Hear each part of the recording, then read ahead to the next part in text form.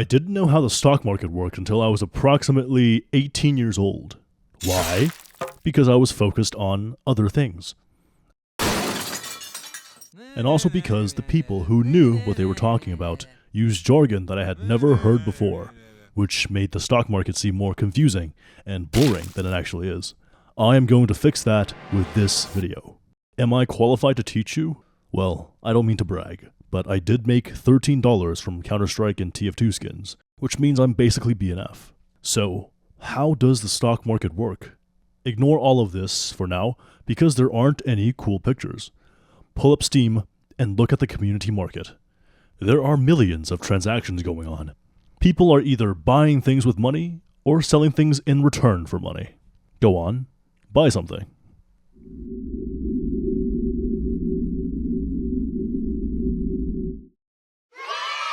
Congratulations, you just bought your first financial asset. Oh, looks like that was a bad investment. Well, what does that mean? Why did your knife completely implode and lose all of its value? Everything in the market has a price that changes over time. This price is not randomly generated, and it's not being controlled by a hamster with a Bloomberg terminal. It is determined by the people who buy and sell.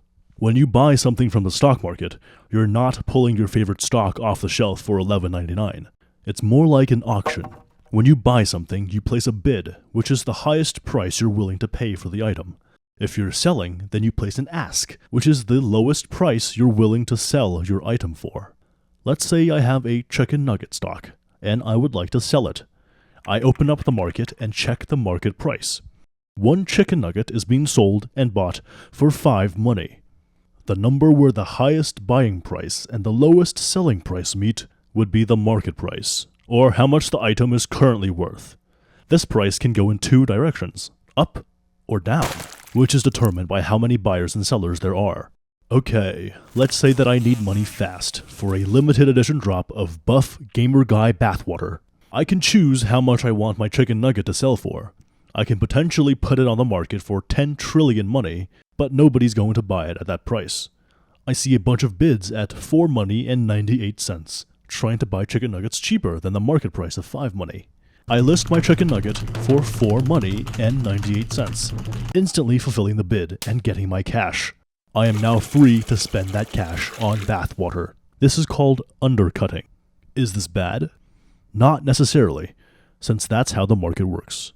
Now let's say that I have a billion chicken nuggets and I want to sell all of them for cash.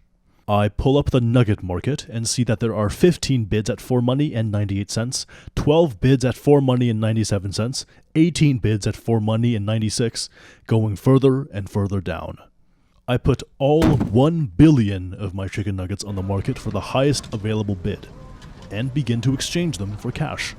The highest bids get fulfilled, then the second highest bids, and the third highest bids.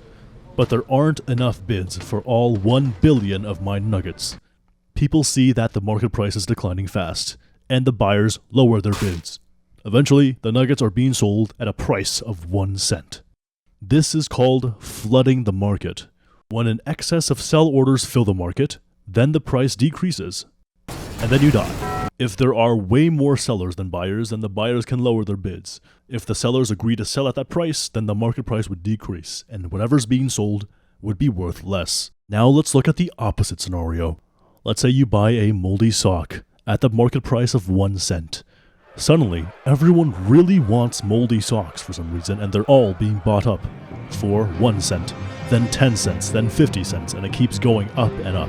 The people selling notice this and increase their prices, but the demand isn't slowing down. Soon there's a nationwide shortage of moldy socks. You are the owner of the last moldy sock in existence. The people are desperate, and then you sell your sock for $5 trillion. If the demand for an item is high, then the sellers can continuously raise their asking price. As buyers purchase at higher prices, the market price would increase, and whatever's being sold would be worth more. That's pretty much how real-life stock markets work.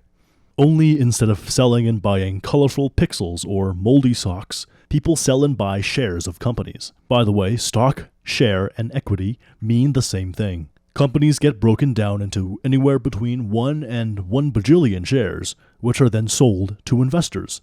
The investor gets to hold onto their share, which might increase in value, and in return, the company gets cash.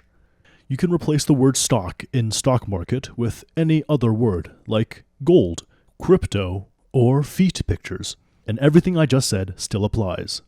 Alright, that's how the stock market works. My bad for not uploading for 6 months. See ya.